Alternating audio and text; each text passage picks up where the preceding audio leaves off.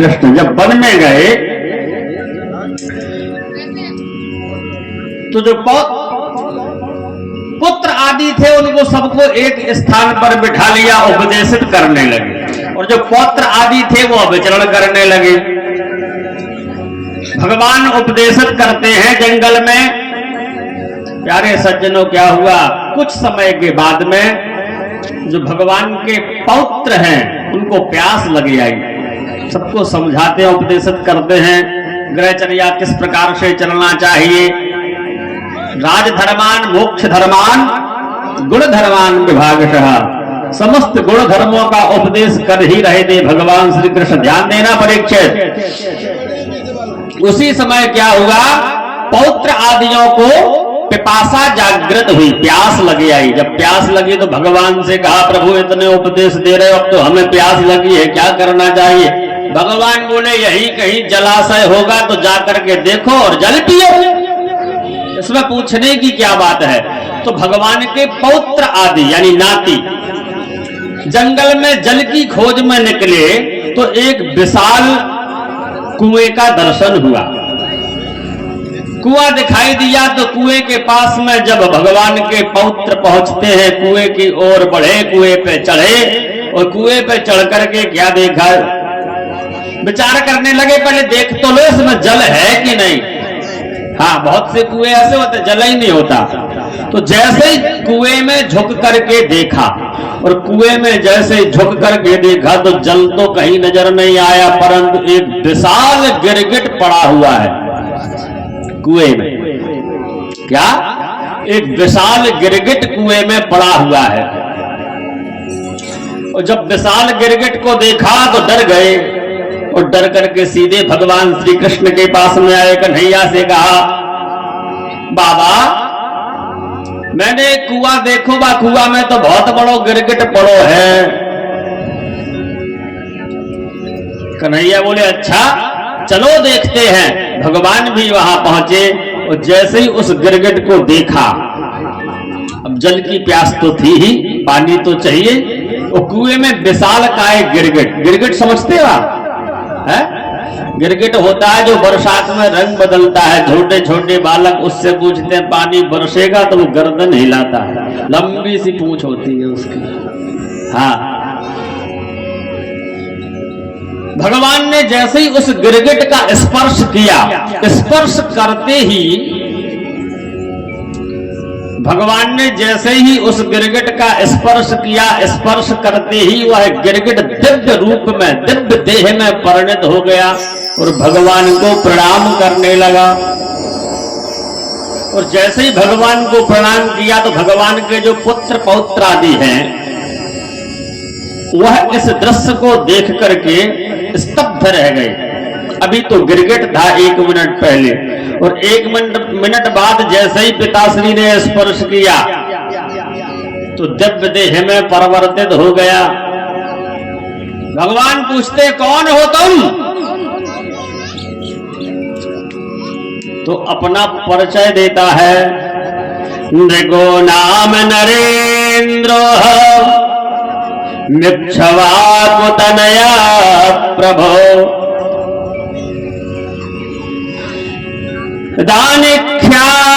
दानिख्यायमानेषु यदि ते करण मम स्पृशन। महाराज आप मुझे नहीं जानते। वह गिरगिट जो दिव्य देह में परिणत हुआ वह देहधारी पुरुष कह रहा है, नृगो नाम नरेंद्रो हम, मेरा नाम राजा नृग है। क्या? नृग, मेरा नाम नृग है। नृग है, कहां से आए हो, कौन हो? तो बोले इक्ष्वाकु कुल का मैं राजा हूं। और महाराज ऐसे वैसे राजा नहीं, राजा परिचय दे रहा है, ऐसे वैसे राजा नहीं। दानिख्यायमानेषु, बोले दानियों में अग्रगण्य, इक्ष्वाकु कुल में हमारा जन्म हुआ, हमारा नाम नृग है, दानियों में अत्यंत श्रेष्ठ। भगवान बोले ये तो गड़बड़ बात है, समझ में नहीं आ रही। भाई इक्ष्वाकु वंश के राजा हो, तुम्हारा नाम नृग है, परंतु तुम गिरगिट कैसे बन गए हैं? और आप कह रहे हैं कि हम बड़े दानी थे, बड़े प्रतापी थे। तो ये बात समझ में नहीं आई। तो राजा दूसरी भाषा बोलता है, बोले महाराज दानी, ऐसे वैसे दानी थोड़ी थे हम। भगवान बोले कैसे दानी थे? अच्छा, बोले दान करते होगे तो दान ऐसा करते होगे जो जिसका कोई तात्पर्य ना हो, है? दान की भी बड़ी विलक्षणता होती है प्यारे सज्जनों। हाँ, जो नोट कहीं ना चले वो भगवान के मंदिर में चला दिया जाता है। बोलो राधे राधे, हैं? ऐसा दान किस काम का?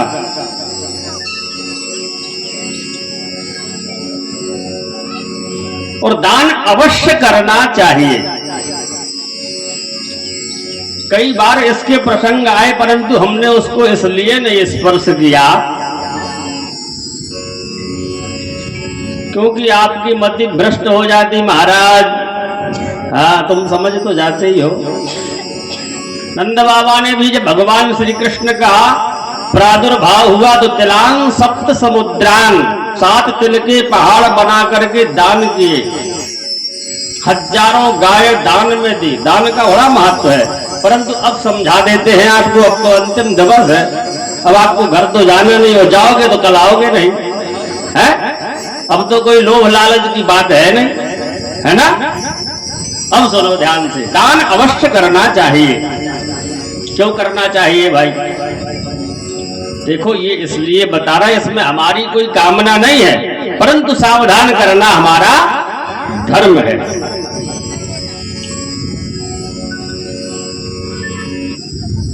पहली बात तो ये है, यदि हम दान नहीं करते हैं तो हमारा धन दूषित हो जाता है। और जब धन दूषित हो जाएगा, धन कोई भी हो, धन किसी भी प्रकार का हो, चाहे अन्न रूप में हो, चाहे रुपया के रूप में हो, चाहे पैसा के रूप में हो, चाहे सोने के रूप में हो, तो किसी भी रूप में हो, यदि हम उसको, ये नहीं कहते कि आपको कितना करना, परंतु करना चाहिए। वैसे शास्त्र का विधान तो ये कि दशांश दान करना चाहिए। जो आपकी अर्निंग है, जो आप एकत्रित करते हो, उसका 10वां भाग। तो अब 10वां भाग तो कई बार बहुत हो जाता है? 50 लाख की हरी मटर बेची तो 10वें में तो कल्याण ही हो जाएगा। बोलो राधे राधे, है ना? कोई बात नहीं, जितना बने। 10वां ना कर सको तो 10वें का 10वां, है?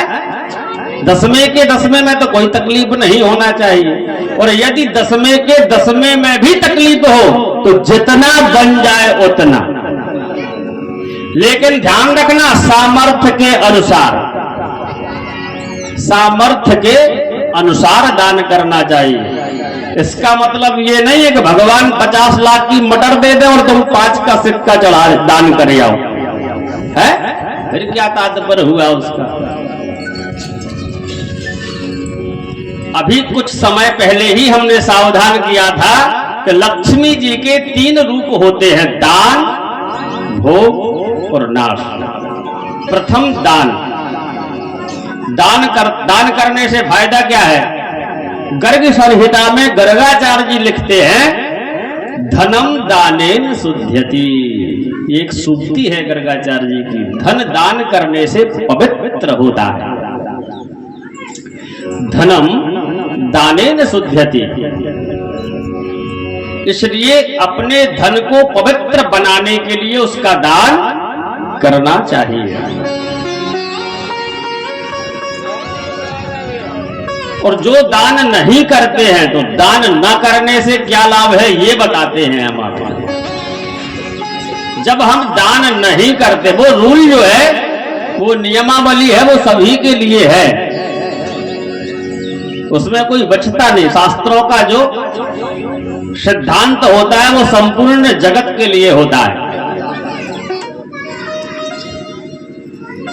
शास्त्रों का जो सिद्धांत होता है वो संपूर्ण जगत के लिए होता है, किसी व्यक्ति विशेष के लिए नहीं। अब दान नहीं करते हैं तो उसका साइड इफेक्ट क्या है ये सुनिए आप। अदच्च दानाच्च भवे दरिद्र, दरिद्र भावाच्च करोति पापम, पाप प्रभावात् नरकं प्रयाति, पुनर्दरिद्रः पुनरेव पापी। अदच्च दानाच्च भवेत् दरिद्र, यदि दान नहीं करते हैं तो अदच्च, जो दान नहीं करते, जब दान नहीं करते तो उसका दुष्प्रभाव क्या होता है ये सुनो। दान न करने से व्यक्ति दरिद्र हो जाता है। अदच्च दानाच्च भवेत् दरिद्र, और जब व्यक्ति दरिद्र हो जाता है तो फिर क्या करता है, फिर चोरी करता है? अदच्च दानाच्च भवेत् दरिद्र, और दरिद्र भावात् च करोति पापम, तो पाप करने लग जाता है। और जब पाप करता है तो पाप के प्रभाव से क्या होता है, पाप प्रभावात् नरकं प्रयाति, पाप के प्रभाव से व्यक्ति नरक चला जाता है। तो जब नरक चला जाता है तो फिर नरक से आता है मृत्युलोक पे, तो पुनर्दरिद्र पुनरेव पापी, फिर दरिद्र जीवन मिलता है और फिर पाप करता है, फिर नरक में चला जाता है। इसलिए दान अवश्य करना चाहिए।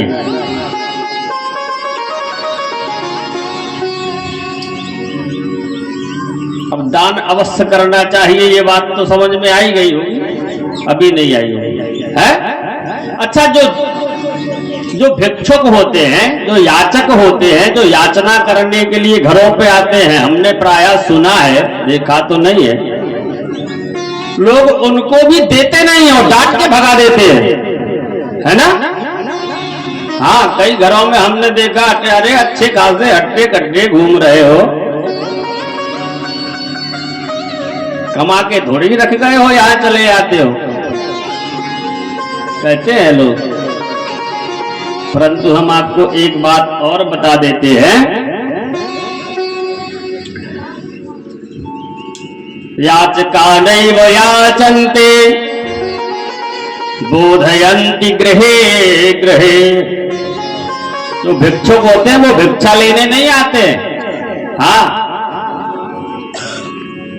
मनु महाराज लिखते हैं मनुस्मृति में, याचका नैव याचन्ते, जो भिक्षुक होते हैं वो भिक्षा लेने नहीं आते। अब बताओ, जब भिक्षा लेने नहीं आते तो काहे के लिए आते हैं घर पे? तो दूसरी पंक्ति में लिखते हैं बोधयन्ति गृहे गृहे, वो हमें ज्ञान देने आते हैं। क्या? बोधयन्ति गृहे गृहे, वो हमको ज्ञान देने आते हैं। क्या ज्ञान देने आते हैं? दीयताम दीयताम शीघ्रम, अवश्य दान करो हे धन को, हे धनवान जनो, आप भी दान करो। क्यों? क्योंकि हमने अगले जन्म में दान नहीं किया था, तो अदातुर गतिरेद्रसी, जब हमने दान नहीं किया था तो इसलिए हमारी ये दुर्गति हो गई। हमको तुम्हारे घर पर दर दर भिक्षा मांगना पड़ रहा है, इसलिए कहीं तुमको भी ना मांगना पड़े, इसलिए दान अवश्य करना चाहिए। है? आचार्य चाणक्य नीति में वर्णित करते हैं, दानेन पाणिर न तु कंकड़ेन स्तोत्रं श्रुतेनैव न कुंडलेन। दानेन पाणिर न तु कंकड़ेन, हाथों की शोभा दान से है, कंगनों से नहीं। बोलो राधे राधे। अब तो 3-4 प्रमाण हो गए, समझ में आ गई होगी बात।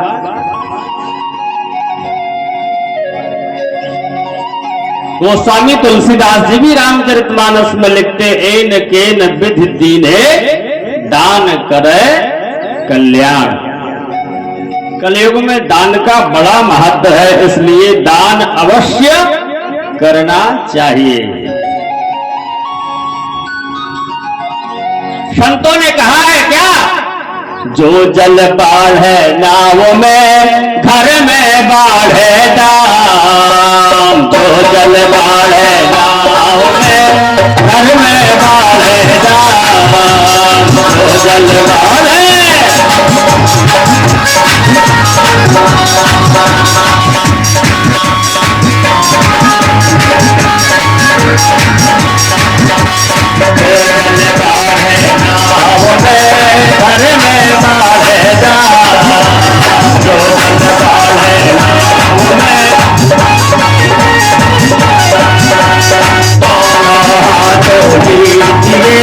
यही सज्जन का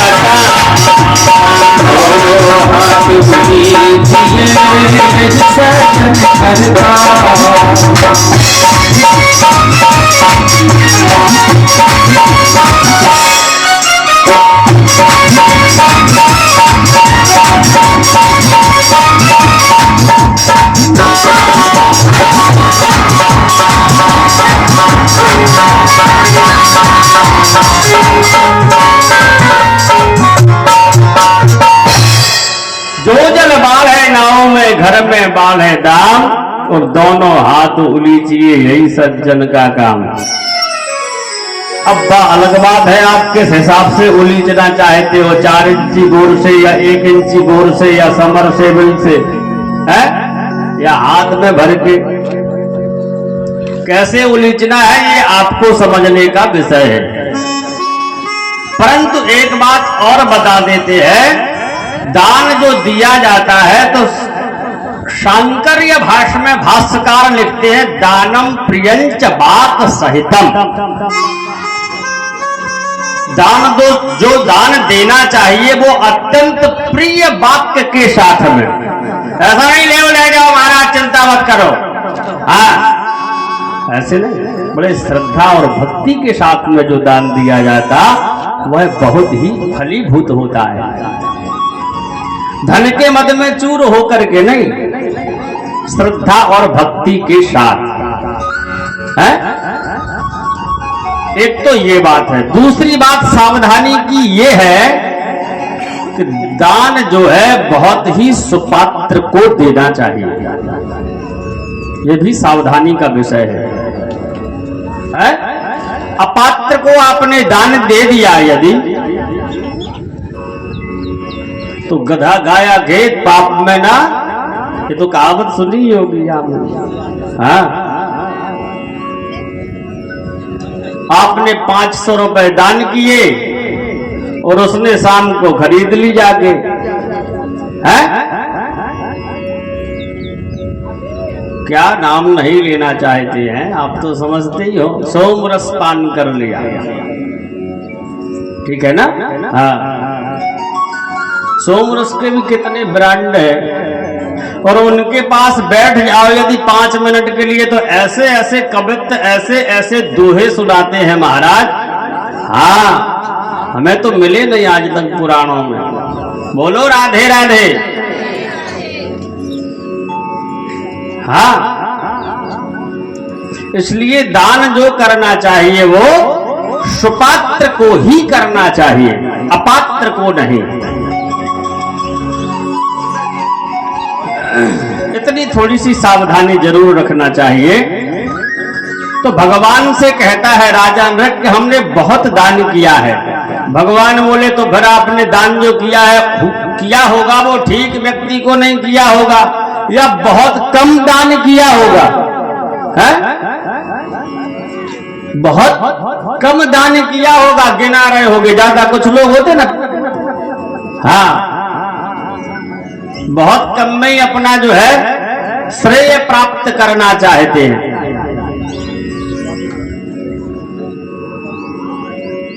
तो उत्तर देता है राजा ने, नहीं महाराज ऐसा नहीं है। बोले फिर? तो यावत्यासिकता भूमेर यावत्तो दिनितार का यावत्यो वर्षधाराश्च तावदेरदतां स्मगाः। राजा मृग कहता है महाराज हमने थोड़ा दान नहीं किया, फिर तुम गिरगिट कैसे बन गए? तो कहता है यावत्ताः सिक्ताः भूमि। सिक्ता मानी बालू। बोले भूमि में जितने बालू के कण हैं उन कणों को तो गिना जा सकता है, परंतु मेरा दिया हुआ दान नहीं गिना जा सकता। अब तो भगवान और सावधान हुए, जब इतना दान किया। फिर दूसरी भाषा में कहता है यावत तो दिवितारिका, आकाश के तारों को तो गिना जा सकता है, परंतु मेरी दी हुई गायों का दान नहीं गिना जा सकता। राम स्मगाह, मैंने गायों का दान किया है, सामान्य दान नहीं, गायों का दान। वर्षा की बूंदों को गिना जा सकता है, परंतु मेरी दी हुई गायों का दान गिना नहीं जा सकता। यावत तो वर्षधाराश्च तावती रदराम स्मगाह, मैंने इतनी गाय दान में दी है। भगवान बोले अच्छा अब समझ में आई, तो इतनी गाय दान में दी है तो ऐसी गैया दान में दी होगी जो गौशाला से रात में खुल के आ गई होगी, चोरी करके लाए होगे, या दूषित धन से खरीद करके दान में दी होंगी। तो हाथ जोड़ करके भगवान को प्रणाम करके कहता है ऐसी गाय हमने दान में नहीं दी। भगवान बोले तो ऐसी गाय दान में दी होंगी जो दूध नहीं देती होंगी। कैसी? जो दूध देना बंद कर देती है। जब तक दूध दिया तब तक खूब पिया, और जैसे ही दूध देना बंद किया बोले पंडित जी को दे दो, है? बोलो राधे राधे। अब तो प्रायः बड़ी दुर्गति है गैया मैया की। गावः विश्वस्य मातरः। परंतु मंच के माध्यम से हम साधुवाद देते हैं उन लोगों को जो आजकल गाय की रक्षा में तत्पर हैं। अब तो भगवान की ऐसी कृपा हुई है कि गांव-गांव में व्यवस्था कर दी है सरकार ने। तो भगवान कहते ऐसी गाय दान में दी होगी जो दूध नहीं देती होगी। तो उत्तर देता है पयस्वनी तरुणी शील रूपा। महाराज हमने ऐसे गाय दान में नहीं दी, ऐसी गाय दान में दी हो जो बहुत दूध देने वाली थी, शीलवान थी। भगवान बोले तो दूध देने वाली थी तो बछड़ा मर गया होगा, है? अथवा दोहन करते समय बहुत परेशान करती होगी। तो राजा ने कहने लगे पयस्वनी तरुणी शील रूपा गुणोपपन्ना कपिला है विसृंगी। ऐसी गायों का दान किया है जो बहुत दूध देने वाली थी, पयस्वनी थी, तरुणी थी, जवान थी, वृद्ध नहीं थी, शीलवान थी और सबत्साहा बछड़े के युक्त थी, बछड़े से युक्त थी, और उनके सींग जो है स्वर्ण से जड़ित करके दुशाला उड़ा करके फिर दान में दिया है। तो भगवान कहने लगे अन्याय से कमाए हुए धन से खरीदी गई होगी। तो कहता नहीं महाराज, नैयार्जिता रूप्य खुरा सबत्सा दुकूल माला भरणा ददावहं। न्याय से कमाया हुआ जो धन है उसी से खरीद करके हमने गायों का दान किया है। भगवान बोले ये सब बात समझ में आती है, परंतु ये बताओ कहीं ना कहीं गड़बड़ तो है। तुम गिरगिट कैसे बने? जब इतना दान किया, ये सब किया, सब कुछ किया, उसके उपरांत भी तुमको गिरगिट योनि में जाना पड़ा, तो ये कैसे संभव हो गया? बोलो द्वारकाधीश भगवान की जय हो।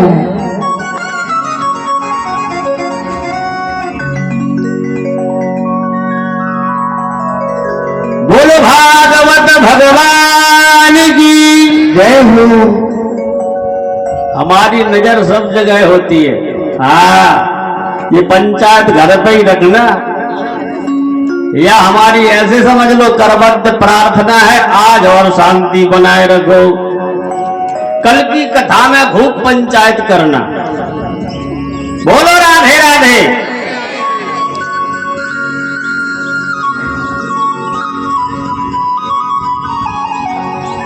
भगवान ने कहा फिर कहीं ना कहीं मिस्टेक तो है ही, तुम गिरगिट कैसे बन गए? तो बताता है प्रभु, एक बार क्या हुआ, हम नित्य गायों का दान करते थे, तो कितनी गाय दान करते थे ये पता ही नहीं चलता था। और एक दिन क्या हुआ, हम गायों का दान कर रहे थे तो एक ब्राह्मण को हमने एक बढ़िया हेम श्रृंगी कपिला गाय का दान कर दिया। और वो पंडित जी गाय लेकर के, ब्राह्मण देवता गाय लेकर के अपने घर चले गए। तो घर में गाय को भोजन कराया और रात्रि के समय में जैसे शयन किया तो गाय वहां से खुल गई और पुनः आकर के हमारी गौशाला में आ पहुंची, मिल गई। और दूसरे दिन हमने उसी गाय का दान दूसरे ब्राह्मण देवता को कर दिया। पूर्वम देवा शुभम भंज यदि ताह पतते दिशा। दूसरे दिन हमने उसी गाय का दान दूसरे ब्राह्मण देवता को कर दी। तब तक क्या हुआ, पहले दिन जिसको दान में दी थी वो ढूंढते हुए, गाय को खोजते हुए रास्ते में आ रहे थे और इधर से ये वाले ब्राह्मण देवता गाय को लेके जा रहे थे। दोनों रास्ते में मिल गए। जब दोनों मिल गए तो पहले दिन वाले पंडित जी ने कहा ये गाय तो हमारी है, और जिसको आज दान में दिया था उन्होंने कहा ये गाय हमारी है। तो पहले वाले पंडित जी ने कहा तुम्हारी कैसे, हमको कल राजा ने दान में दी थी। तो दूसरे ब्राह्मण देवता कहने लगे तुम्हें कल दी थी, हमें तो अभी अभी प्रदान की है। दोनों में विवाद होने लगा। जब विवाद होने लगा तो ब्राह्मणों ने कहा चलो राजा के पास चलते हैं। राजा के पास आ गए। जब वह दोनों हमारे पास में आए तो पहला ब्राह्मण बोला कि क्यों राजन, तुमने ये गाय कल हमें दान में दी थी। हम शांत रहे क्योंकि हमें पता ही नहीं होता था कितनी गाय जा रही है। दूसरा वाला बोला क्यों राजन, तुमने अभी अभी इस गाय का दान हमें किया है। हम दोनों की बात सुनते रहे। दोनों की बात सुन ही रहे थे कि इतनी देर में जब हम कभी पहला वाला कहता हमें दान में दी थी, दूसरा वाला कहता हमें दान में दी है। हम दोनों की वार्तालाप को सुनते रहे। इतने में एक ब्राह्मण देवता कुपित हो गए और जैसे ही ब्राह्मण देवता को क्रोध आया उन्होंने हाथ में जल लिया और हमें श्राप दे दिया। ब्राह्मण देवताओं ने कहा राजा तुम कुछ निर्णय नहीं ले पा रहे हो, गिरगिट की तरह गर्दन हिलाते हो, जाओ मैं तुम्हें श्राप देता हूं, तू गिरगिट हो जा। हाँ, राजा नृग तुरंत गिरगिट बनने लगे। जैसे ही गिरगिट बनने लगे ब्राह्मण देवता को प्रणाम किया, गिड़गिड़ाने लगे महाराज अब हमारा क्या होगा। तो ब्राह्मणों का हृदय बड़ा तरल होता है, बड़ा कोमल होता है। ब्राह्मण देवता यदि रुष्ट हो जाए उनके चरण स्पर्श कर दीजिए, आप उनको प्रणाम कर लो, क्रोध शांत हो जाएगा। हाँ, तो चरण बंदन करने के बाद भी यदि क्रोध शांत ना हो तो कुछ बढ़िया सी मिठाई रबड़ी आदि खिला दो। हाँ, जैसे ही मिष्ठान्न मुख में प्रवेश करता है और हृदय आनंद से भर गया, बस प्रसन्न हो जाते हैं, तो कल्याण की आवाज निकलने लग जाती है। ब्राह्मण देवता प्रसन्न हो गए, जब हमें गिड़गिड़ाने लगे, उनसे प्रार्थना की, तो ब्राह्मण देवता प्रसन्न हो गए। बोले जाओ राजा नृग, तुम गिड़गिड़ तो बन जाओगे, परंतु द्वापर के अंत में तुम्हें भगवान का साक्षात दर्शन होगा। और जैसे ही दर्शन होगा, प्रभु आपका स्पर्श करेंगे तो आप दिव्य रूप में परिणित हो जाएंगे। भगवान को प्रणाम करके उनके धाम को प्राप्त होंगे। संतों का श्राप, ब्राह्मणों का श्राप भी वरदान होता है।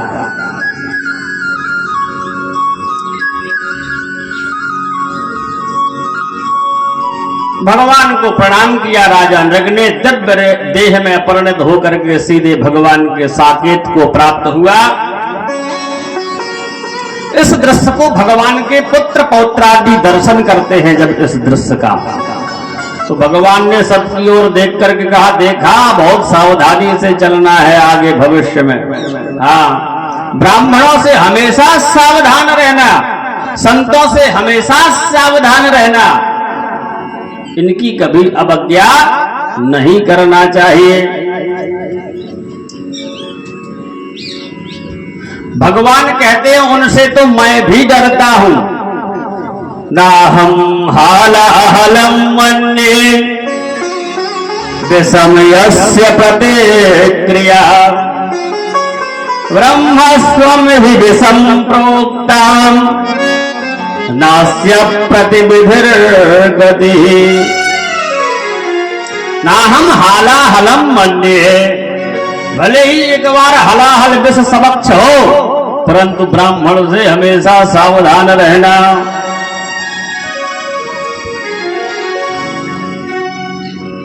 क्यों? क्योंकि यदि ब्राह्मण से द्वेष किया तो भगवान यहां सावधान करते हैं, कुलम समूलम दहते। ब्राह्मण से द्वेष करने वाले का समूल कुल का विनाश हो जाता है। विप्रद्रोह पावक स जरई, श्रीमद् रामचरितमानस। अब भगवान समझाते हैं, बोले ठीक है महाराज, अब तो बिल्कुल सावधान रहेंगे, जहां भी पंडित जी मिल जाए तत्काल प्रणाम करो। है? भगवान कहते केवल प्रणाम से काम नहीं चलेगा, एक बात और ध्यान रखना। क्या? तो भगवान कहते हैं स्वदत्ताम परदत्ताम ब्रह्मवृत्ति हरे जय षष्टि वर्ष सहस्राणि विष्टायाम जायते क्रमी। स्वदत्ताम परदत्ताम वा, अपना दिया हुआ अथवा दूसरे के द्वारा दिया हुआ। स्वदत्ताम मानी अपने द्वारा, परदत्ताम अर्थात दूसरे के द्वारा दिया हुआ धन। ब्रह्मवृत्ति हरेच्छया, जो ब्राह्मण की वृत्ति का हरण करता है, तो षष्टि वर्ष सहस्राणि, 60,000 वर्ष पर्यंत विष्टायाम जायते क्रमी, उसको विष्टा का कीड़ा बनना पड़ता है। इस प्रकार से भगवान ने अपने संपूर्ण कुल को संबोधित किया, राजा नृग का उद्धार किया। उसके बाद में बलराम जी, एक दिन दाऊ भैया के मन में विचार आया कि ब्रजमंडल का दर्शन करने चलना चाहिए, तो ब्रजमंडल में पहुंचे। दाऊ भैया ब्रजमंडल में पहुंचते हैं। इधर भगवान श्री कृष्ण समय को ध्यान में रखते हुए, क्योंकि आज कथा का अंतिम सत्र है और हमारे कुछ मित्र परिकरों को यहाँ से विदाई करना जाना भी है, तो समय का ध्यान तो रखना ही होगा।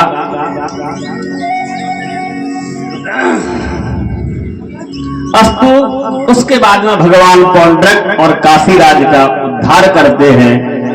उधर दाऊ भैया जब ब्रजमंडल में पहुंचते हैं तो द्विविद नाम का जो बंदर था, एक दिन यमुना, बड़ा उत्पाती था, बड़ा उद्दंड था। हाँ, एक दिन यमुना महारानी में प्रवेश कर गया तो जल की धार को रोक करके खड़ा हो गया, जल का प्रवाह बंद हो गया। जब कालिंद्री मैया ने आर्त भाव में कन्हैया को पुकारा तो दाऊ जी के कान में वो भनक लग गई। दाऊ जी तुरंत यमुना तट पर पहुंचे और अपनी बधू के साथ में दुर्व्यवहार करते देख दाऊ जी ने जोर से एक मुष्टिका का प्रहार किया तो दुर्दराम के बानर का भी उद्धार कर दिया।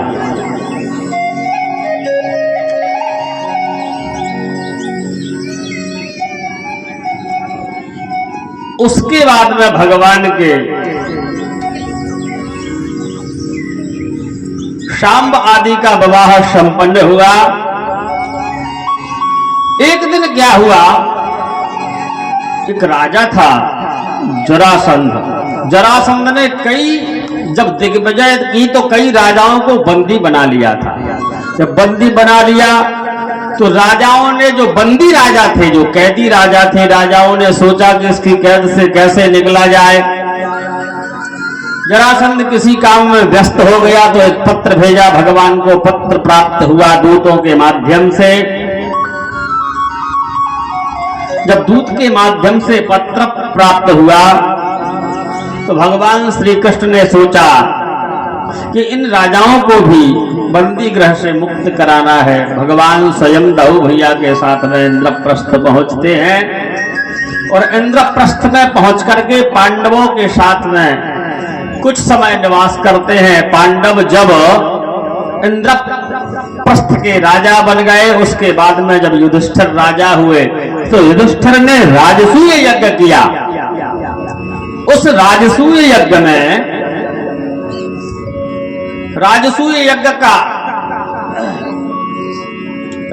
यज्ञ करना चाहते हैं युधिष्ठिर, परंतु युधिष्ठिर ने मन में सोचा कि अभी जरासंध को जीतना बड़ा मुश्किल है, इससे युद्ध कैसे किया जाए। भगवान बोले चिंता मत करो, हम इसकी व्यवस्था करते हैं। भगवान ने संत का वेश धारण किया। संत तो बड़े दयालु होते हैं। संत का वेश धारण करके भगवान और पांचों पांडवों को भी संत का वेश धारण कराते हैं और राजा जरासंध के यहाँ पहुंचते हैं संत के भेष में। संत के भेष में जब राजा जरासंध के पास में पहुंचते हैं तो भिक्षा के लिए पुकारते हैं पांडव। भगवान स्वयं श्री कृष्ण परंतु हैं महात्मा के भेष में, और महात्मा के भेष में राजा जरासंध के यहाँ पहुंच करके पुकारते हैं कि भिक्षाम देहि। तो राजा जरासंध का दूत आया, बोले महाराज भिक्षा मांगने वाले 5-6 भिखमंगे आए हैं। हाँ, राजा बोले ठीक है, उन्हें भिक्षा प्रदान करो। जैसे ही द्वारपाल पुनः महात्मा के पास आया तो कन्हैया बोले सुनो, ये भिक्षा किसी के हाथ से नहीं, हम बहुत ऊंचे महात्मा हैं, बहुत पहुंचे हुए, ये राजा के हाथ से ही स्वीकार की जाएगी। जैसे ही राजा जरासंध भिक्षा देने के लिए आया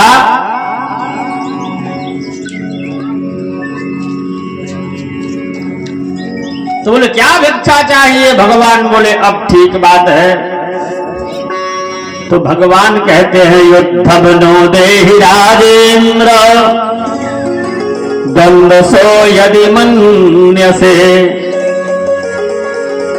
युद्धार्थिनो वयं प्राप्ता राजन्यानान्य कांक्षणा। युद्धम नो देहि राजेन्द्र, राजन हम ऐसे वैसे ब्राह्मण नहीं है, ऐसे वैसे भिक्षुक नहीं है। बोले फिर क्या चाहते हो। तो भगवान कहते हैं युद्धम नो देहि राजेन्द्र, यदि कुछ देना चाहते हो तो हमें युद्ध प्रदान करो। जरासंध सावधान हुआ, ये महात्मा नहीं, महात्मा कहीं युद्ध मांगते हैं,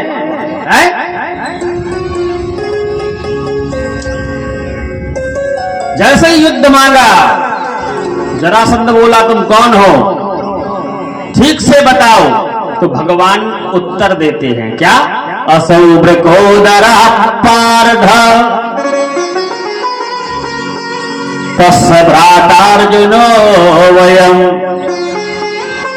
अनयोर मातुलेयम् माम् ये है ना जो आपके सामने, ये वृकोदर है भीम, असौ वृकोदर पार्थ, ये अर्जुन है जो महात्मा के भेष में है। राजा जरासंध कहने लगा ये तो हम सब समझ गए कि ये अर्जुन है, ये भीम है, ये युधिष्ठिर है, परंतु तुम कौन हो जो इतनी पंचायत कर रहे हो, जो वकालत पढ़ रहे हो, आप कौन हो, सीधा सीधा बताओ। तो भगवान ने अपना परिचय कैसे दिया, असौ वृकोदर पार्थ, ये अर्जुन है, ये भीम है, अनयोर मातलोयम माम, हम इन दोनों के मामा के लड़के हैं। अनयोर मातुलेयम माम कृष्ण जानी है तेरपुम, मैं आपका पुराना शत्रु हूं। जरासंध कहने लगा समझ गए, अरे भगोड़े, तुझे हमने ही मथुरापुरी से खदेड़ करके जो है द्वारका में भेजा था, तो फिर आ गया, तुझे जरा भी भय नहीं है हमारा। भगवान मंद मंद मुस्कुराने लगे, बोले एक बार की तो याद है, परंतु 17 बार की याद नहीं है। हाँ,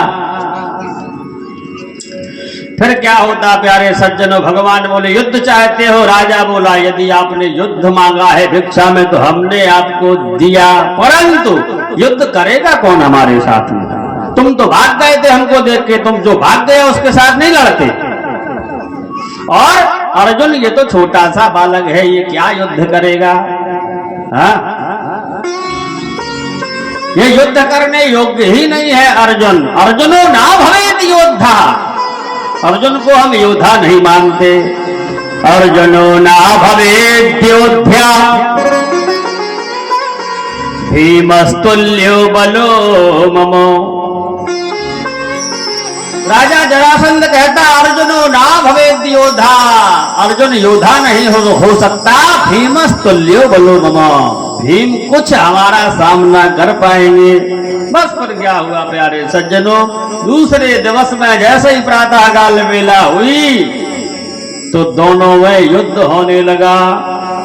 कन्हैया ने भीम से कहा चिंता मत करो, युद्ध करना है। भीम को भी अपने बल का बहुत अभिमान था। अब युद्ध होने लगा तो ततो ततश्चटा शब्दो वज्रन स्पेश सन्निभ गदया क्षिप्तयो राजन दंतयोरिवदन्तिनः।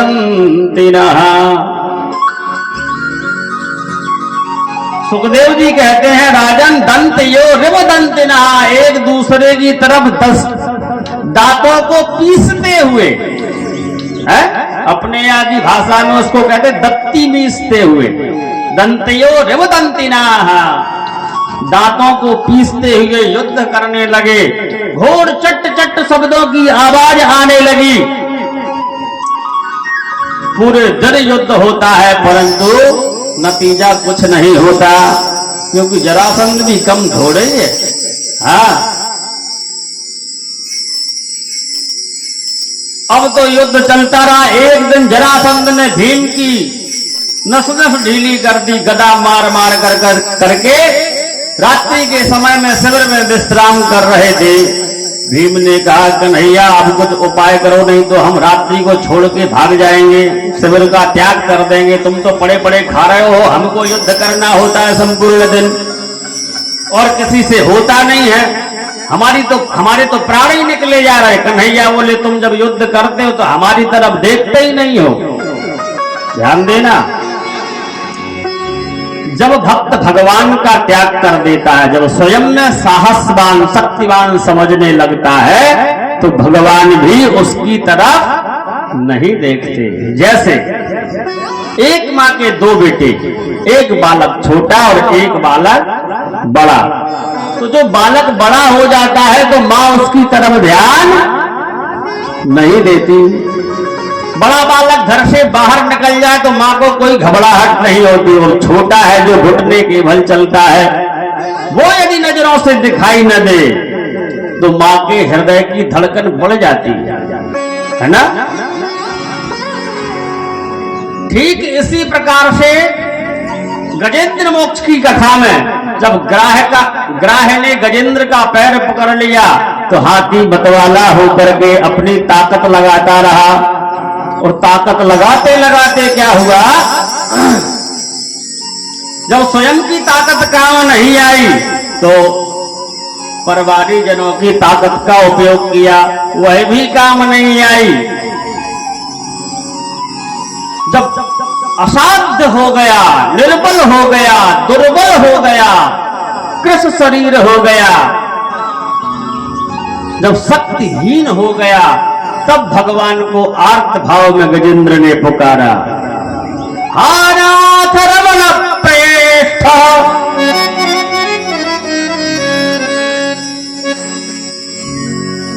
जब दुर्बल भाव से पुकारा,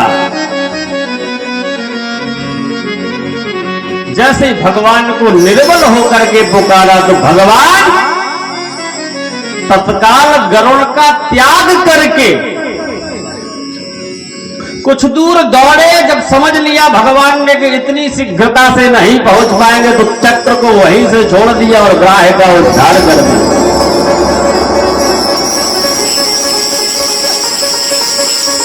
ऐसे ही जब भक्त जो है, जब जीव जो है अपनी शक्ति का उपयोग करता है तो भगवान निश्चिंत होते हैं। हाँ, और जब भगवान की चरण शरण ग्रहण निर्मलता के साथ की जाती है तो भगवान उसका निरंतर ध्यान रखते हैं। रामचरितमानस में लिखा, सुखी मीन जहा मेरे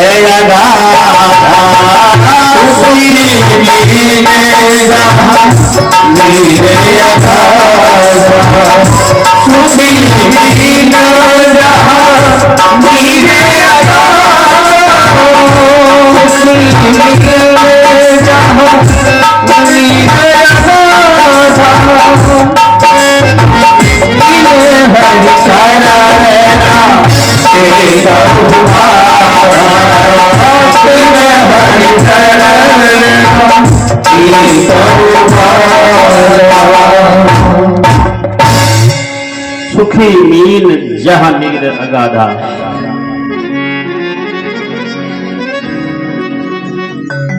जब दीनहीन भाव से भीम ने कहा, प्रभु अब कृपा करो, तो भगवान ने संकेत किया, जब दूसरे अगले दिन युद्ध हो तो युद्ध करते समय हमारी तरफ ध्यान रखना। जैसे ही दूसरे दिन युद्ध होने लगा, होता क्या था, भीम यदि उसको फाड़ भी देते थे तो वह पुनः जुड़ जाता था, उसको वरदान था। परंतु जब भगवान की ओर देखा तो भगवान ने एक तिनका उठाया, उसको चीरते हुए विपरीत दिशा में फेंक दिया, इधर का इधर और इधर का इधर। भीम ने उसको फाड़ा तो कई बार, परंतु वह जुड़ जाता था। जो कहते हो, जब भगवान के तिनके का इशारा देखा तो भीम ने गुदतः पाटयामास शाखा में गदाग्रजः। एक पैर पर अपना एक पैर रख करके भीम ने जैसे ही दूसरे पैर को पकड़ करके आकाश की ओर उठाया तो भीषण आवाज होते हुए भीम ने उसको विपरीत दिशा में फेंक दिया और जरासंध का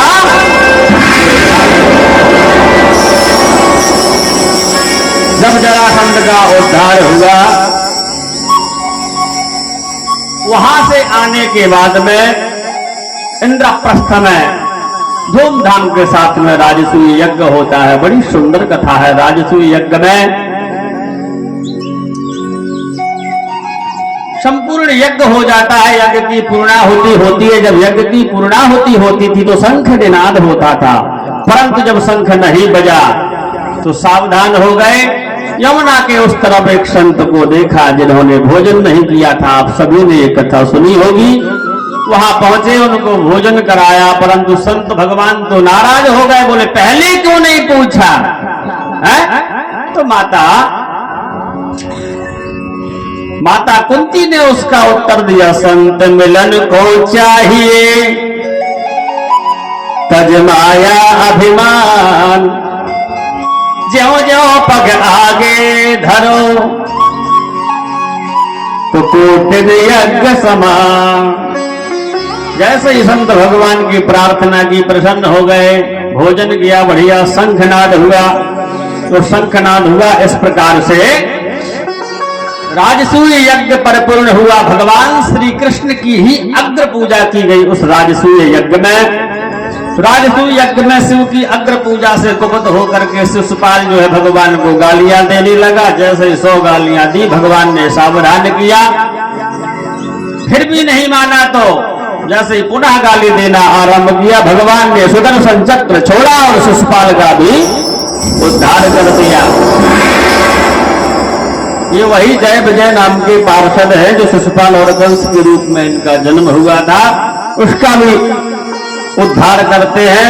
राजसूय यज्ञ में दुर्योधन अपना अपमान महसूस करता है। दंतवक्त्र और विदुरथ का भी उद्धार करते हुए भगवान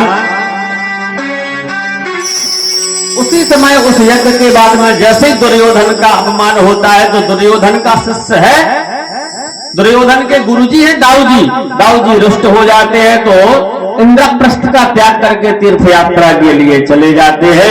उसके आगे की बड़ी सुंदर कथा है। आइए 2 मिनट भगवान नाम लेते हैं, उसके बाद में उस कथा में प्रवेश करते हैं।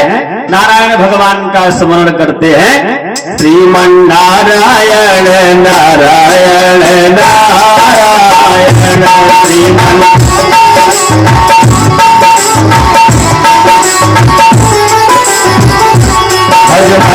नारायण नारायण नारायण भजन नारायण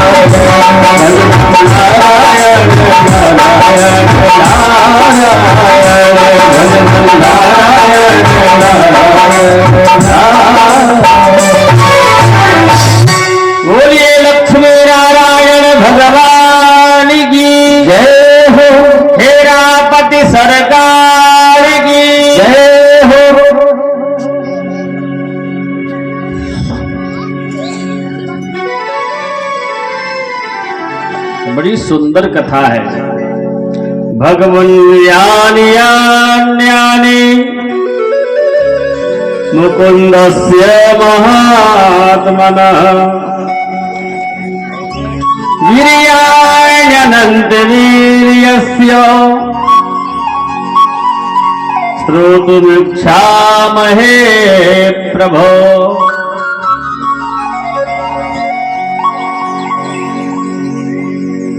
राजा परीक्षित कहते हैं, भगवान यानी चान्यानी, भगवान ने इतनी सारी लीलाएं की हैं,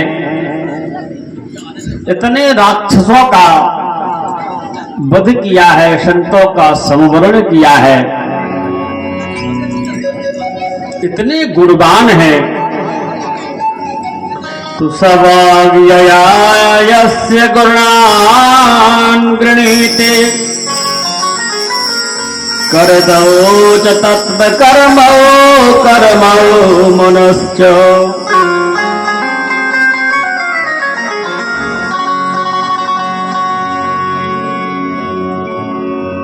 सूत जी कहते हैं, ऋषियों, कृष्णस्यासीत् सखा कश्चित् ब्राह्मणो ब्रह्मवेत्तमा विरक्त इंद्रियार्थेषु प्रशांतात्मा जितेन्द्रियः।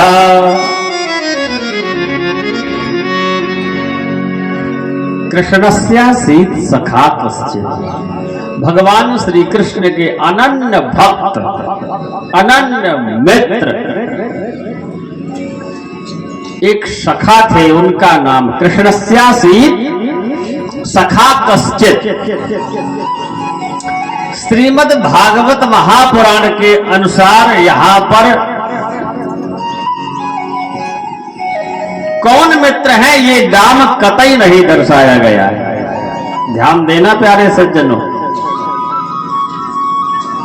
कौन मित्र है इस नाम को नहीं दर्शाया गया है। अच्छा सुनो ध्यान से, कृष्णस्यासीत् सखा कश्चित् ब्राह्मणो ब्रह्मवेत्तमः। भगवान श्री कृष्ण के एक सखा है, आसीत कश्चित सखा, एक सखा थे उन ब्राह्मणो ब्रह्मवेत्तमः, जो ब्राह्मण थे। और कैसे ब्राह्मण? ब्रह्मवेत्ता, जो भगवत सत्ता का अनुभव करने वाले हैं, ब्रह्म को जानने वाले, ब्राह्मणो ब्रह्मवेत्तमः।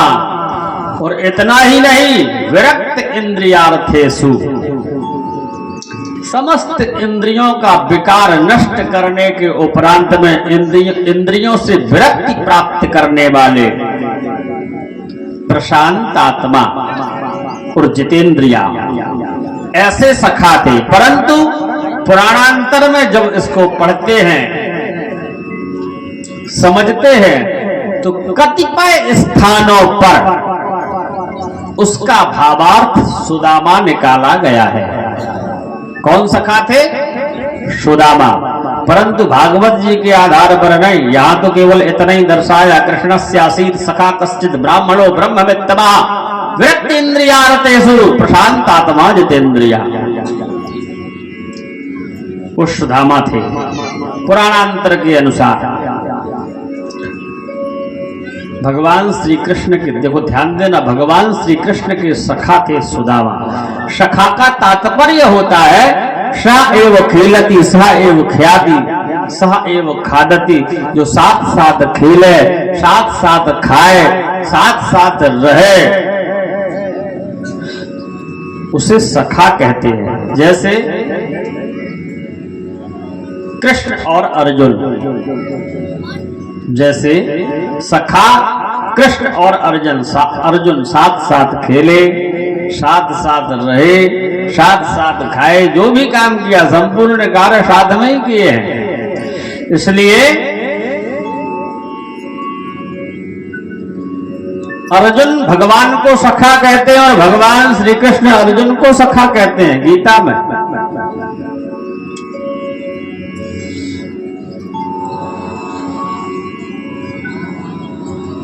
वहां गोपी गीत में भी सखियां भगवान को सखा कहती हैं। सख उदयीवान सात्पतां कुले, तो भगवान श्री कृष्ण के अनन्य मित्र, अनन्य भक्त, उनका नाम है सुदामा। एक बात इसका अध्यात्म में और समझ लीजिए कृष्ण कौन है? परब्रह्म परमात्मा। कृष्ण से तात्पर्य है परब्रह्म परमात्मा। और सुदामा का तात्पर्य होता है, कृष्ण तो समझ ही गए होंगे आप, कर्षयति आकर्षयति थी। कृष्ण जो जीव को अपनी ओर आकर्षित करे, अपने गुणों के अनुसार आकर्षित करे, और उसे कृष्ण कहते हैं। उस सुदामा का तात्पर्य होता है सुशोभना दामा। दाम के 2-3 अर्थ होते हैं। दाम मानी धन, दाम मानी रस्सी, रज्जु, रज्जौ यथा हेर भ्रमा।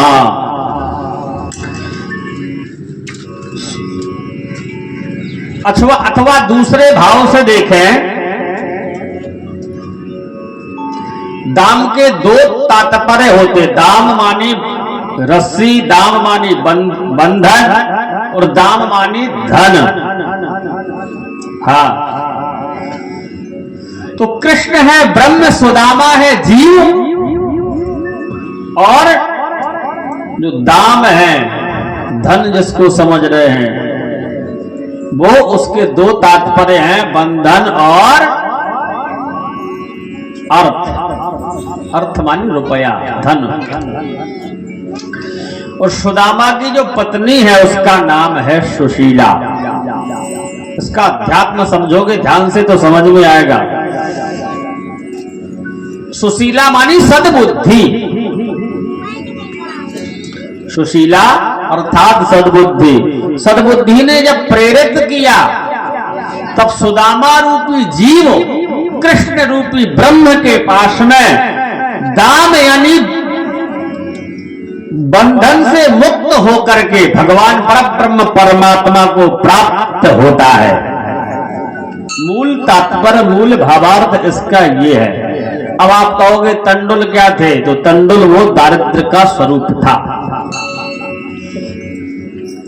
कृष्ण, सुदामा, सुशीला, दाम और तंडुल, 5 का भावार्थ यही है।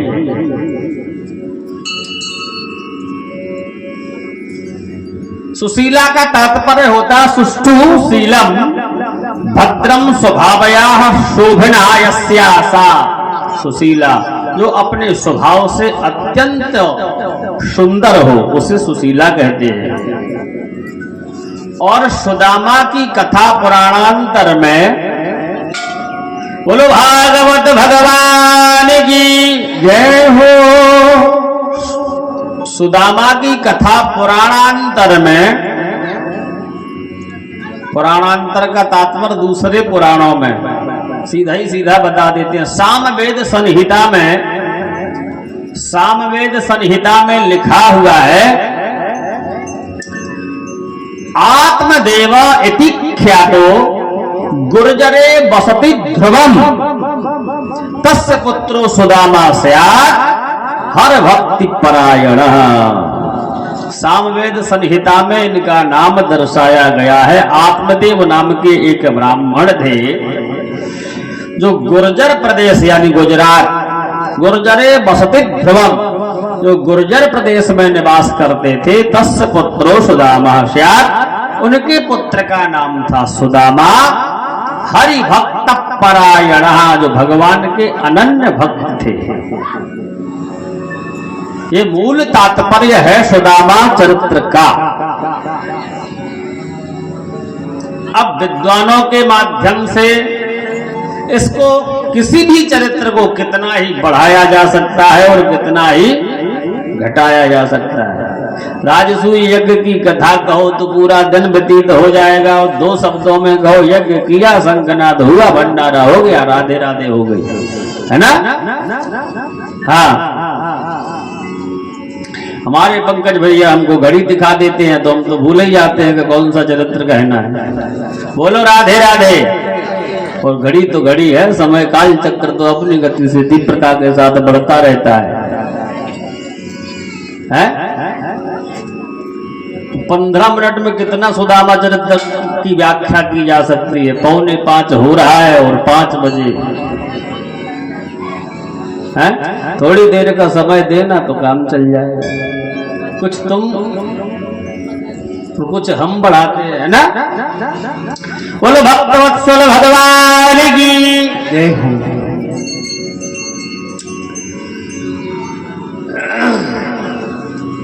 देखो सुदामा गरीब नहीं थे, है? सुदामा गरीब थे क्या? भाई बताओ, तुम्हारे यहाँ तो हर वर्ष गांव में भागवत कथाएं चलती रहती हैं, विद्वानों ने सत्संग में बताया ही होगा। भागवत तो ये कहती विरक्त इंद्रियार्थेषु प्रशांत आत्मा जितेंद्रिया। तो उसमें धन से और गरीबी का तो कोई संबंध समझ में आया नहीं, है? आ गया। देखो, धन से यदि गरीब है तो गरीबी अलग बात है, परंतु परम धन था सुदामा के पास में। धन की बात क्या करे, है? सुदामा के पास परम धन है। परम धन जानते हो क्या है?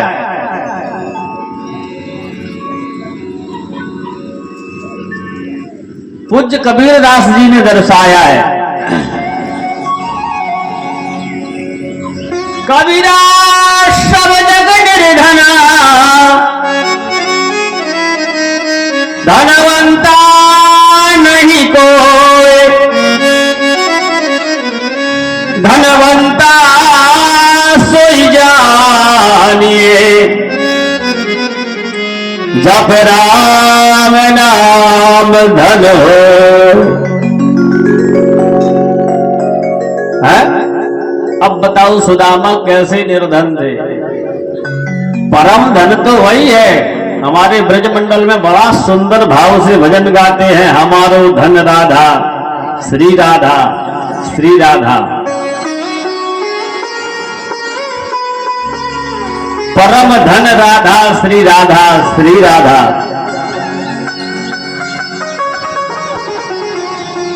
तो जिसके पास परम धन हो, वो परम धन क्या है? नाम रूपी धन।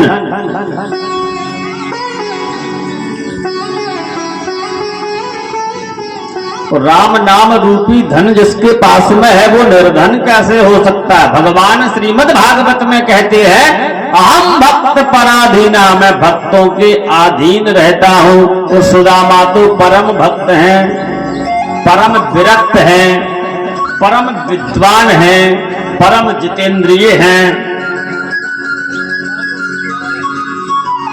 परम ब्रह्मवेत्ता हैं। तो राम नाम धन की बड़ी महिमा है।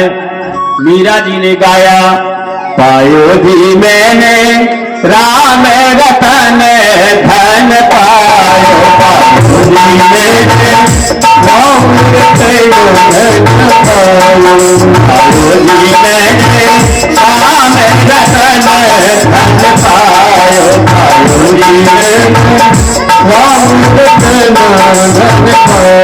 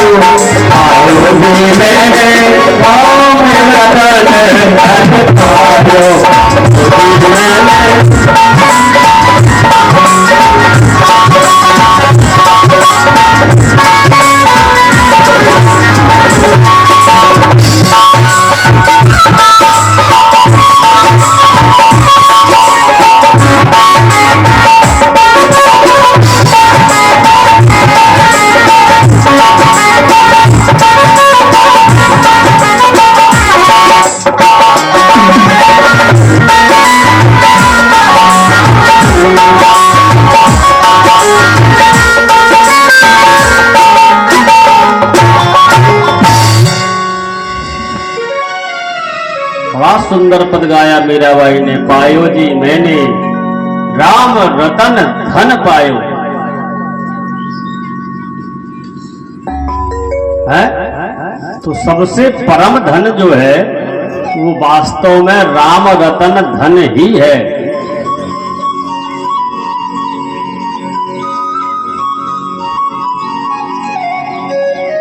तो राम नाम रूपी ऐसी मणि है, इसको यदि हृदय में रख लो तो फिर किसी की आवश्यकता नहीं है।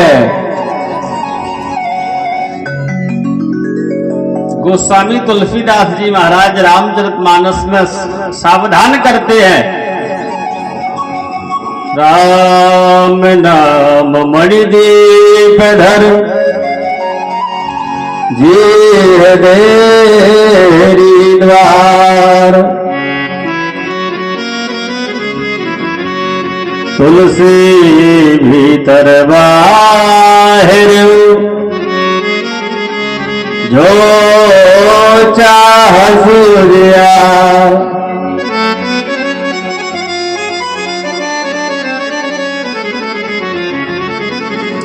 राम नाम मणि दीपधर।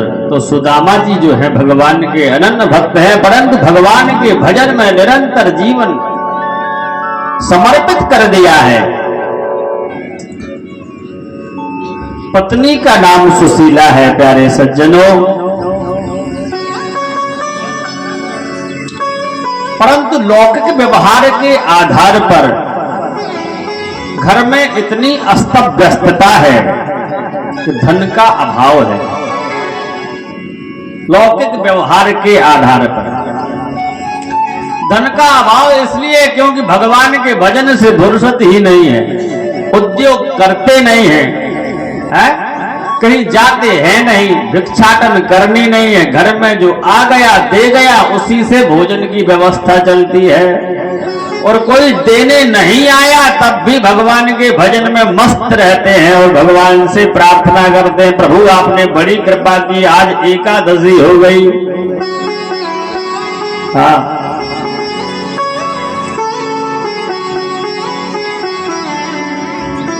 प्रातः काल हुआ, स्नान किया, स्नान करने के उपरांत में जैसे ही आसन लगाया तो भगवान के भाव में इतने भाव विभोर हो जाते हैं कि सायंकाल कब हो जाता पता ही नहीं चलता। विरक्त इंद्रियार्थेषु, संपूर्ण इंद्रियों पर विजय प्राप्त कर ली है।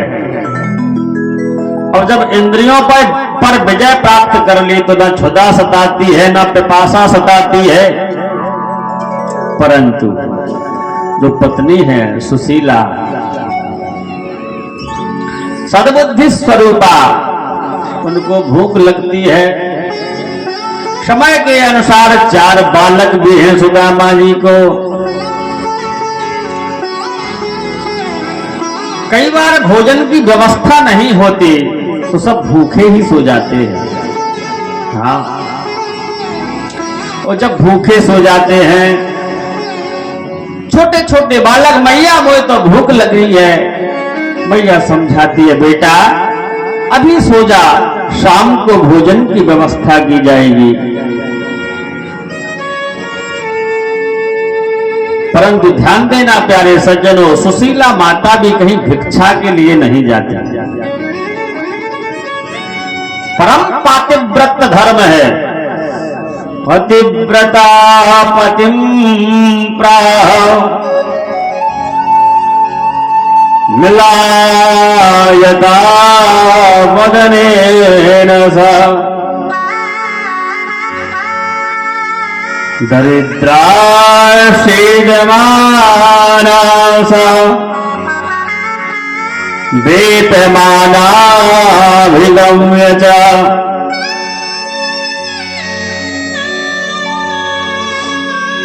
पति की सेवा में निरंतर लगी रहती हैं, भद्रशीला सुशीला। जब कोई भोजन की व्यवस्था नहीं होती, कई दिन व्यतीत हो जाते, बालकों को यथोचित सांत्वना देकर के मात्रा सुशीला सुला देती हैं। प्यारे सज्जनों, इतनी व्यवस्था अस्त व्यस्त हो रही है। माता सुशीला जब प्रेरित करती हैं तो सुदामा भगवान के भजन से जो समय बच जाता है, वन में जाते हैं, फल मिल गए तो ला दिए तोड़ करके। कभी बदरी फल बेर खाते ही बालक शयन कर जाते हैं। इस प्रकार से दिन व्यतीत होते हैं।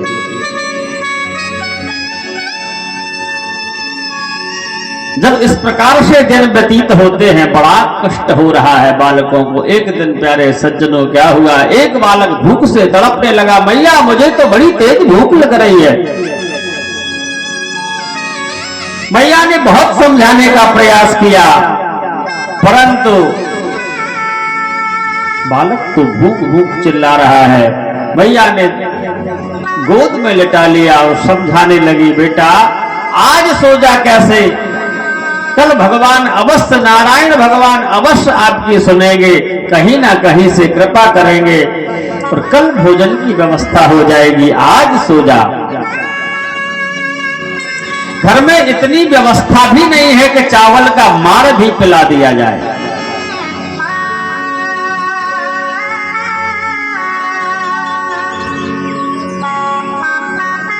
इस प्रकार से जब कई दिन व्यतीत होने लगे, नित्य एकादशी होने लगी, तो एक दिन दुखी होकर के भद्रशीला ने अपने पति सुदामा से कहा,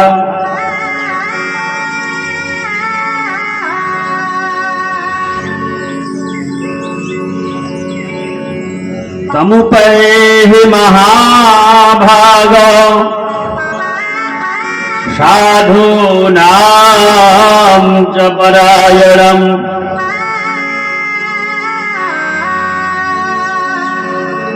आप तो परम संत हैं, आप ही कुछ उपाय करो। तो सुदामा अपनी पत्नी को समझा देते हैं, देवी चिंता मत करो, भगवान तो श्री हरि नारायण है, वह सबका ध्यान रखते हैं, तो आपका भी ध्यान रखेंगे, कुछ नहीं होगा। आज नहीं तो कल भगवान के पास में ये सूचना अवश्य पहुंच रही होगी, वो हमारा अवश्य ध्यान रखेंगे। इस प्रकार से सुदामा नित्य प्रति समझा देते हैं और सुशीला मान जाती है। कई बार बालक भूखे ही सो जाते हैं। जब एक दिन बालक ने बहुत हट की तो सुशीला को बालक को देख करके दया आ गई।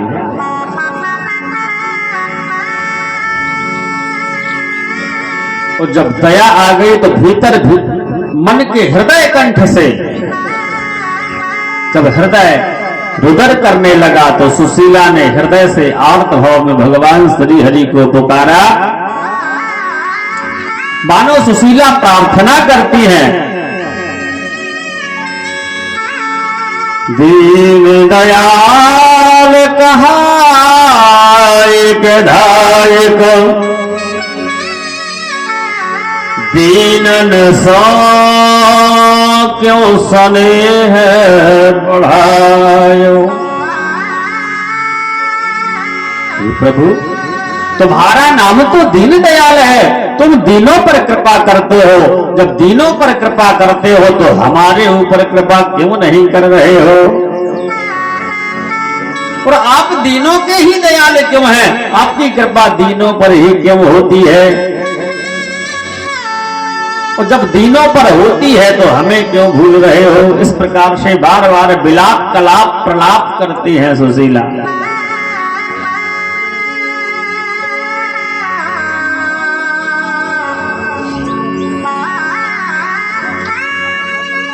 फिर भगवान का स्मरण होता है तो दूसरी पंक्ति में सुशीला कहती, जो हरिजू को बंदन में करुणा निधि क्यों तुधाम कहायो। प्रभु तेरा नाम तो दीन बंधु है, दीनानाथ है, दीन दयाल है, परंतु तेरा एक नाम करुणा निधान भी है। तुम्हारी करुणा दीनों पर होती है, तो हमारे ऊपर भी कृपा करो।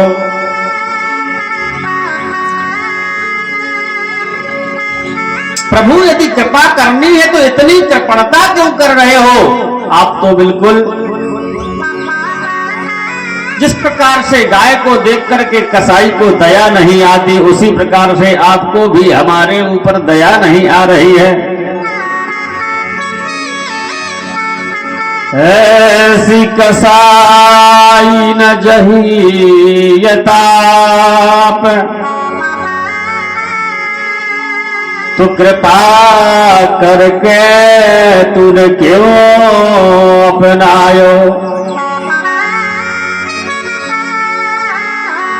और मैं तो गरीब गरीब रहे, पर तू कैसे गरीब निवाज कहायो?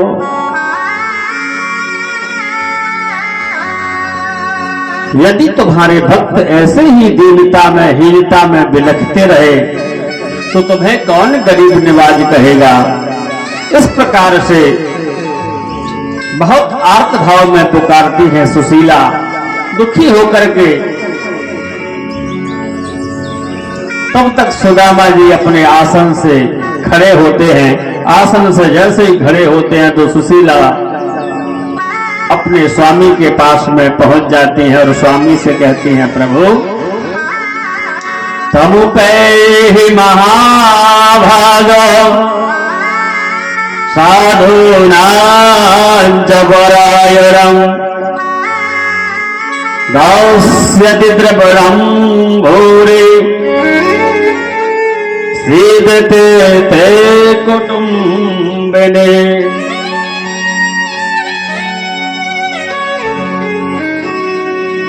प्रभु हमने सुना है कि आपके सखा आपके मित्र द्वारका के नाथ द्वारकाधीश है।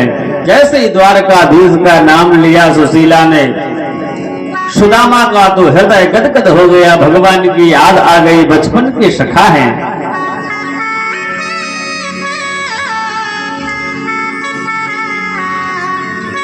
कृष्ण और सुदामा की मित्रता सांदीपनि ऋषि के यहां जब पढ़ने जा रहे थे तो एक रास्ते से कन्हैया द्वारका मथुरा नरेश रथ पर आरूढ़ होकर के जा रहे थे, दूसरे मार्ग से पैदल पदकंटकों को निहारते हुए सुदामा जी चले आ रहे थे। रास्ते में प्यारे सज्जनों क्या होता है, सुदामा बिना पादत्राण के रास्ते में चले आ रहे हैं। अचानक से एक पग में कंटक चुभ गया। जैसे ही पग में कंटक चुभा, पग रक्त रंजित हो गया। तुरंत कन्हैया ने रथ को रुकवाया। रथ से नीचे उतर करके सुदामा के पैर से जैसे ही वो कांटा निकाला, भगवान ने अपने पीतांबर से सुदामा के पैर को पोंछ करके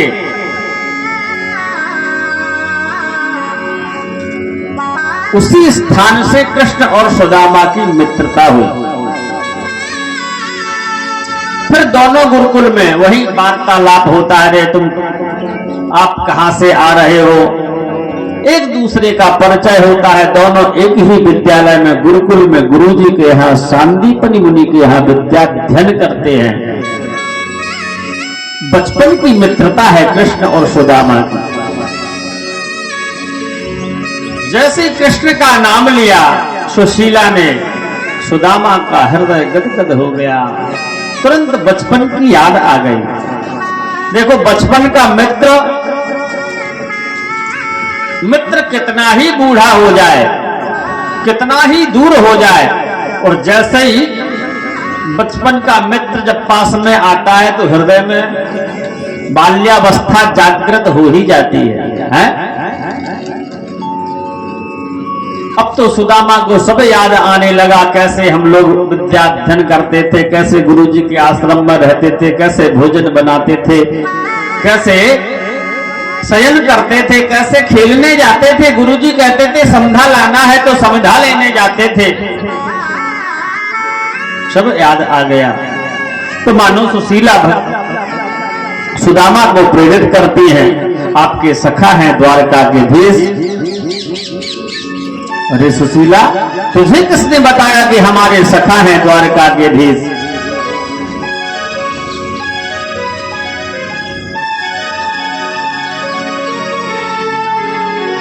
सुदामा के मित्र होने के उपरांत भी सुदामा ने कभी सुशीला से ये चर्चा नहीं की कि हम साथ साथ पढ़े हैं, क्योंकि सुदामा तो श्री कृष्ण को परब्रह्म परमात्मा मानते हैं। सुशीला कहने लगी, आज ही हमारी सखी ने हमें बताया। तो बोले, आपके इतने परम मित्र हैं, आप उनके परम भक्त हो, तो आपको अपने मित्र से मिलने की कभी उत्कंठा जागृत नहीं होती? जैसी मिलने की बात कही, सुदामा का हृदय द्रवीभूत होने लगा, आंखों से अश्रुपात होने लगा, भगवान की बांकी झांकी का दर्शन होने लगा। सुदामा शांत हो जाते हैं। उसी क्षण सुशीला कहती है, नाथ जाओ चले द्वारका को, नगर में अब गुजारा नहीं है।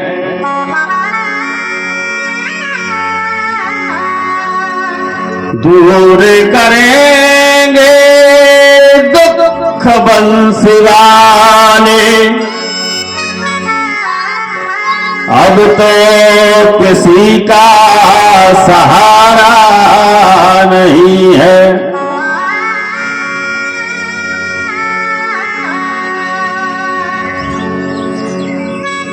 बात मानो तुम स्वामी हमारे,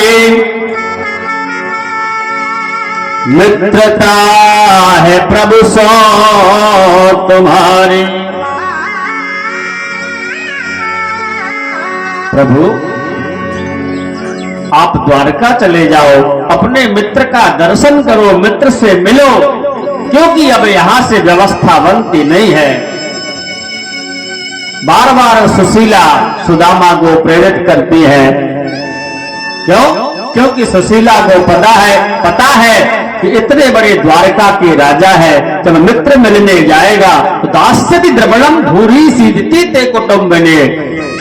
कन्हैया के यहाँ ये मिलने जाएंगे तो इनको द्वारकाधीश हैं, राजा हैं, कुछ द्रव्य प्रदान करेंगे, जिससे परिवार का भरण पोषण ठीक से होने लगेगा।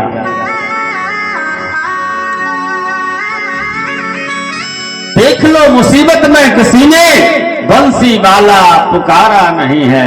इस प्रकार से सुदामा के बार बार प्रेरित करने पर, सुशीला के बार बार प्रेरित करने पर सुदामा जाने के लिए तैयार हो जाते हैं। मन में दर्शन की उत्कंठा है, मिलने की अभिलाषा है, परंतु सुदामा ने कहा, प्रिय मित्र के यहाँ, गुरु के यहाँ, सत्संग में, मंदिर में कभी भी खाली हाथ नहीं जाना चाहिए। मित्र के यहाँ जाएंगे, पहली बार जाएंगे तो कुछ तो पास में होना ही चाहिए। सुशीला कहने लगी, स्वामी आप तो बस जाने की तैयारी करो, मैं संपूर्ण व्यवस्था कर दूंगी। मन में भगवान के दर्शन की अभिलाषा है, परंतु दुर्दशा इतनी खराब है कि शरीर पर वस्त्र भी नहीं है, ठीक ठाक से वस्त्र भी धारण नहीं है, धोती भटी है? कई दिनों से भोजन ग्रहण नहीं किया तो कृश शरीर हो रहा है, चलने का सामर्थ्य भी नहीं है, बिल्कुल दुबले पतले हो रहे हैं। हाँ,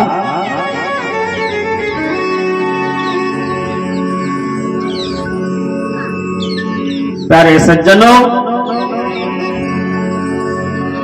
सुशीला अपने घर से बाहर निकल करके आस पड़ोसियों के घर में जाकर के याचित्वा चतुरो मुष्टिन् विप्यान् पृथगतण्डुलान्।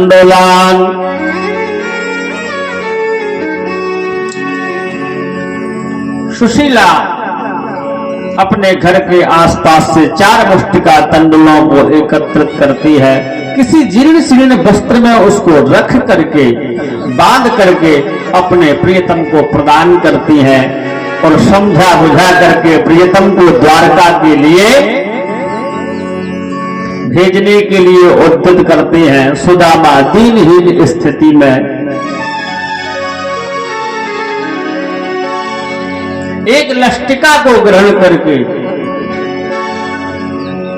4 मुट्ठी तंडुल याचित्वा चतुरो मुष्टिन जो मांग करके लाए हैं वो अलग अलग घर से, मानो सुशीला बुद्धि स्वरूपा। सुशीला ने मन में विचार किया, एक ही घर से ले लेती तो एक जैसे होती है, 4 घर से अलग अलग लेकर के लाई हैं और दीनहीन वस्त्र में बांध करके पोटली बना करके प्रियतम को प्रदान कर दिया। बोले ये ले जाओ और अपने मित्र को प्रदान कर देना। मानो बुद्धि का संपूर्ण परिचय दिया है भगवती सुशीला ने। क्या?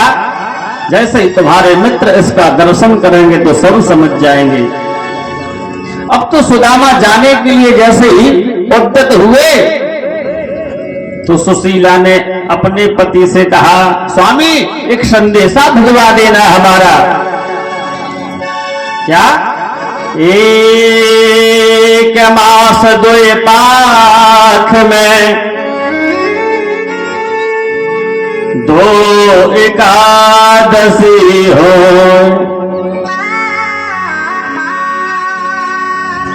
1 मास 2 पाख में 2 एकादशी होए, परंतु मेरे घर गोपाल जी नित्य एकादशी होए। इतना सा पत्र हमारा अपने मित्र को समर्पित कर देना। क्या? मेरे घर गोपाल जी नित्य एकादशी होए। भगवान का चिंतन करते हुए सुदामा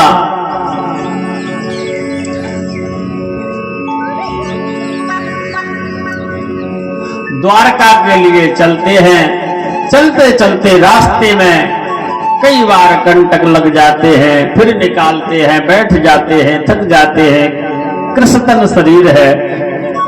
चलते चलते रास्ते में सायंकाल हो जाता है, एक वृक्ष के नीचे आराम करते हैं। जैसे ही आराम करते हैं उधर भगवान तो सब जान जाते हैं कि हमारा भक्त आने वाला है। भगवान ने तुरंत योग माया को आदेशित किया। योग माया ने सुदामा को रास्ते से उठा करके द्वारका के समीप में रख दिया। प्रातः काल जब सुदामा की निद्रा भंग हुई, निद्रा भंग होने के बाद में पुनः रास्ता देखा, चलने लगे तो कुछ ही दूरी पर एक सुंदर भवन दिखाई दिया। जैसे ही सुंदर भवन दिखाई दिया,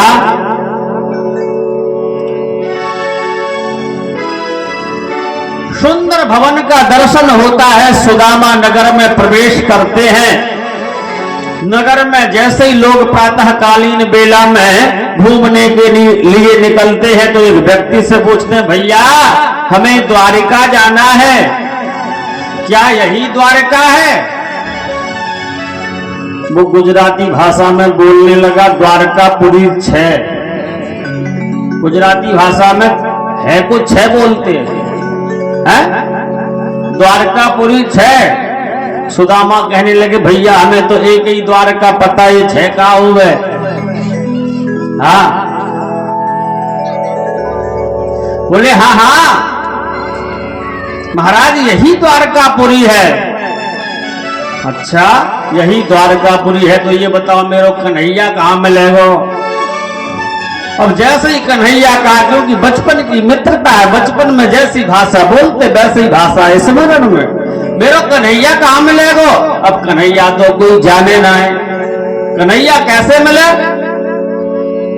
बोले बाबा ये कन्हैया कौन है? अरे मेरा सखा है कन्हैया। तो बोले अब उसका कुछ पता होगा, कुछ घर का पता होगा, सेक्टर नंबर होगा, रूम नंबर होगा, मकान नंबर होगा, ऐसे कैसे मिल पाओगे? बोले ये तो ना पतो, पर हमने ये सुनी है भैया बाको नाम तो सही कृष्ण है, कृष्ण। बचपन में हम प्यार से कन्हैया कहवे बात है, और मैंने ये सुन रखी है कि वो कृष्ण जो है वो यहाँ के राजा है, मेरे मित्र जो कन्हैया वो यहाँ को राजा है, राजा। जैसे ही राजा कहा तो जो भ्रमणक व्यक्ति थे वो समझ गए कोई विशिष्ट महात्मा है, तुरंत प्रणाम किया। महाराज इस रास्ते से सीधे चले जाओ, जो सुंदर भवन दिखाई दे रहे हैं, बड़ी बड़ी अट्टालिकाएं दिखा रही हैं, जो स्वर्ण मंडित हो रही हैं, वही उनके भवन हैं। जैसे आगे रास्ता में भवन की ओर बढ़े तो सुंदर भवन दिखाई दिया। भवन के मुख्य द्वार पर कुछ द्वारपाल खड़े हैं, उसमें प्रवेश करना ही चाहते हैं। द्वारपालों ने रोक दिया, सावधान, कहां जा रहे हो? बोले भैया हम तो अपने मित्र से मिलने आए हैं। अब सुदामा को क्या पता कि जो बड़े बड़े राजा लोग होते इतनी व्यवस्था होती है। कौन मित्र, कहां से आए हो? बोले मेरा कन्हैया है, वाको नाम कृष्ण है, यहाँ को राजा है। अच्छा राजा है? द्वारपाल भी समझ गया कोई विशिष्ट ब्राह्मण देवता है। फिर बोले मैं उनको सखा हूं। जैसे ही समझा ब्राह्मण देवता है तो द्वारपाल समझ गया क्योंकि भगवान तो ब्राह्मणों से अत्यंत प्रेम करने वाले हैं। नमो ब्रह्मण्य देवाय गौ ब्राह्मण हिताय च जगद्धिताय कृष्णाय श्री गोविंदाय नमो नमः। नमो ब्रह्मण्य देवाय। द्वारपाल से सुदामा ने कहा भैया आप ही चले जाओ, वाकू केवल इतना परिचय दे दियो कि तुम्हारे बचपन के सखा आए हैं, बस इतना कह दियो वो तुरंत समझ जाएंगे। द्वारपाल ने वही स्थान पर रोका।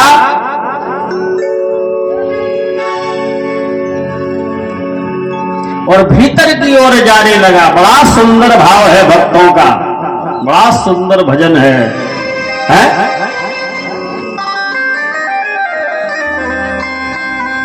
अरे द्वारपालो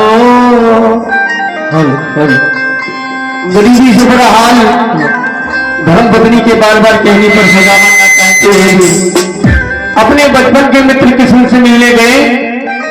द्वारकाधीश के महलों के अंदर जाने का प्रयास किया तो द्वारपालों ने रोका। तो सुदामा जी ने प्रार्थना की है, द्वारपालों देखो देखो ये गरीबी कहाँ कृष्ण के दर पे विश्वास लेके आया।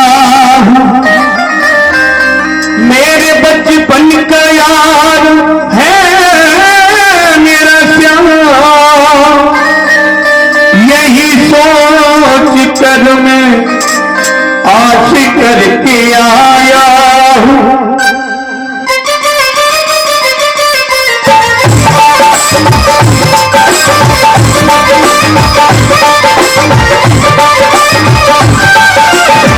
अभी द्वारपालो कन्हैया के दो, अभी द्वारपालो कन्हैया के दो, इधर पे सुदामा गरीबा के है। ताली सेवा करते हुए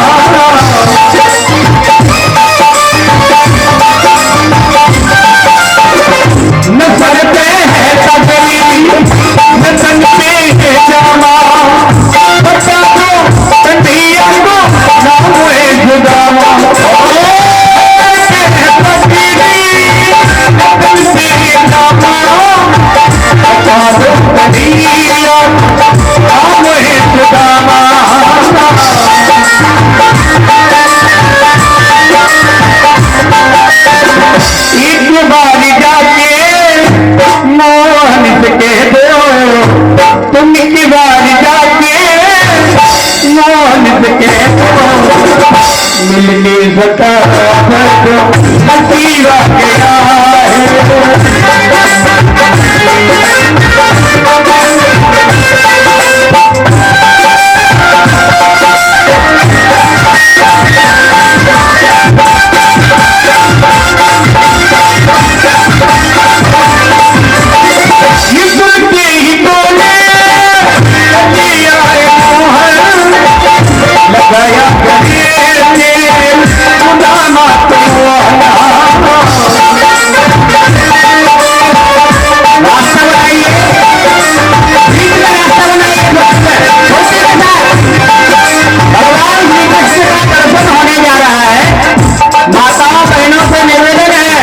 भगवान श्री कृष्ण को रास्ता प्रदान करे।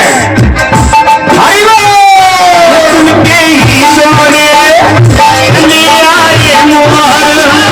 बजाया नदी में सुनते ही सोने बजाया